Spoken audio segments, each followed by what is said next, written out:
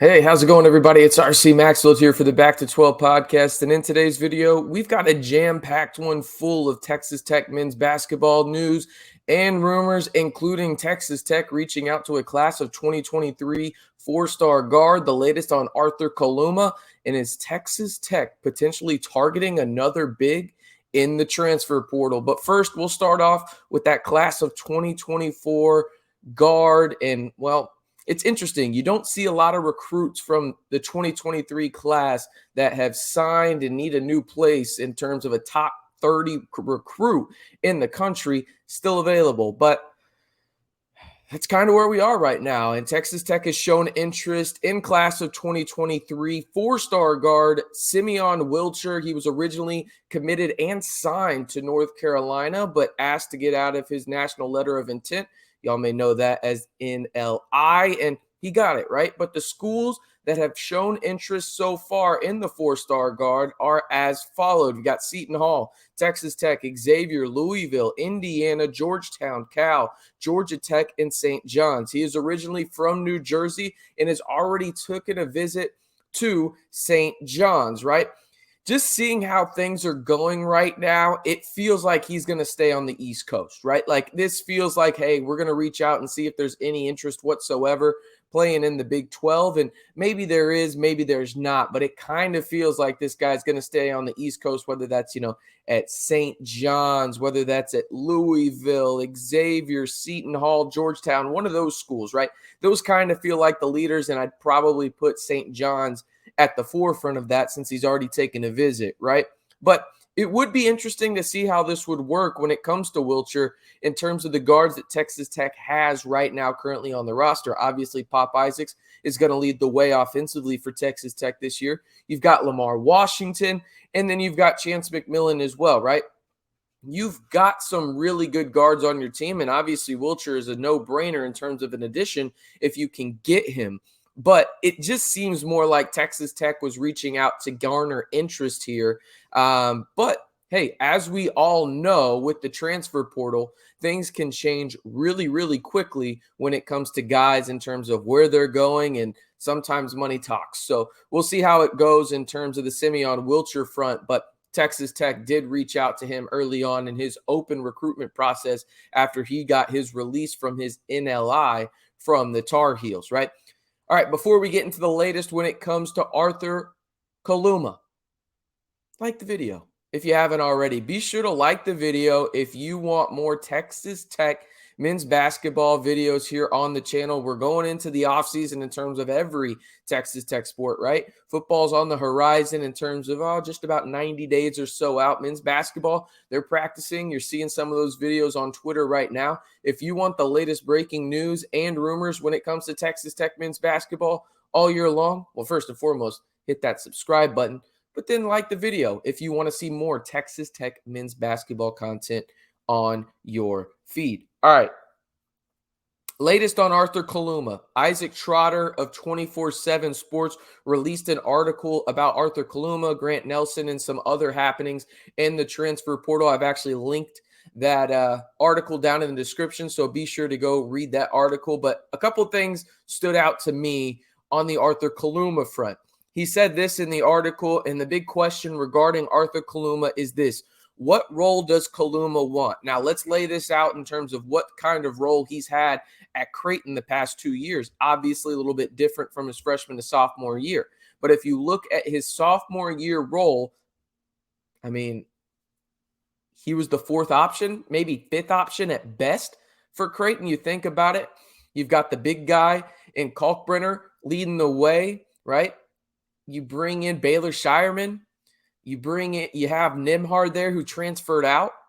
You've also got Trey Alexander, right? Like, this is not disrespectful to Arthur Kaluma. It's just the facts in reality of the situation. He was the fifth option on that team.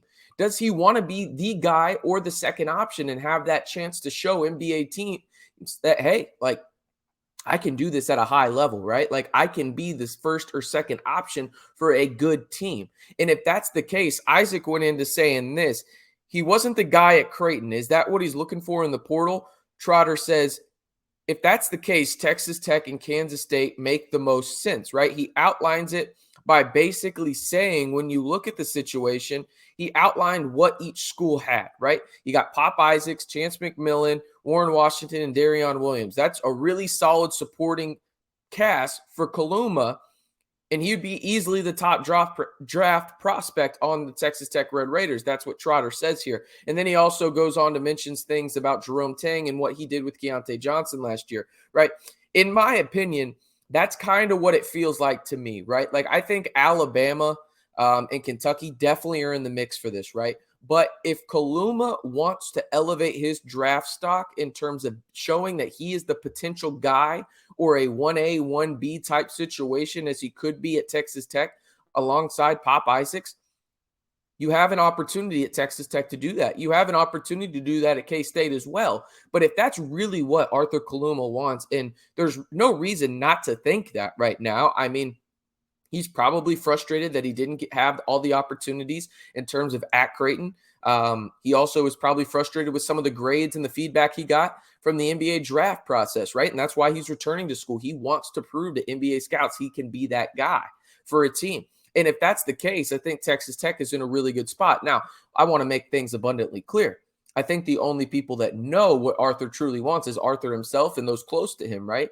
But there's no reason not to think this way in terms of what his in-game goal is, and that's get to the NBA. And sometimes you have to prove you're the guy, especially when you were the fifth option on a really good Creighton team. And Arthur Kaluma was really good for Creighton last year. But if you look at this realistically, he was probably the fourth or fifth option, right? He needs to go in and potentially be that guy for NBA draft scouts and everything like that, right? And Texas Tech affords him that opportunity. Now, will he go to Texas Tech? Who knows? This is an open recruitment still, and he hasn't even named at the time of this recording visits that he will be taking. This is a domino effect, as I have mentioned multiple times the past couple of weeks. This is a domino effect. Once that Grant Nelson domino falls, I think you're going to see Arthur Kaluma really ramp up the process in terms of where he's going to go. Because, again, Alabama is interested in both of them, right? But if Grant Nelson lands at Alabama, do not be surprised whatsoever if you hear Arthur Kaluma saying he's going on official visits to Texas Tech, Kansas State, and Kentucky, or another school really, really quickly. And don't even be surprised if another school or two tries to sneak in late to potentially get the services of Arthur Kaluma and get him on their roster next season. This is the last thing that Trotter said. Make no mistake, Kaluma is keeping an eye on where Nelson decides to go. Everything is connected in the transfer portal, but the job description has to line up too. And I think that job description lines up as Arthur Kaluma wants to be the guy or the 1A, 1B type situation at the respective school he ends up at. That's just my opinion. Who knows? I want to hear your opinion, though. Will Texas Tech land Arthur Kaluma via the transfer portal? Y for yes, in for no. Let me know down in the comments down below. This will be the pinned comment. And again, this is pretty uncommon in terms of this late in the process, especially going into summer one, but it's fun to see Texas Tech involved in a talented player like Arthur Kaluma, who really could be an impact guy right away and be a really good piece right next to Pop Isaacs in terms of those guys really helping propel the Red Raiders offense forward next season. All right, before we get out of here, I've heard rumors of this, and no, I don't have any names, but I will say this. It sounds like Texas Tech is looking heavily into the portal for another big.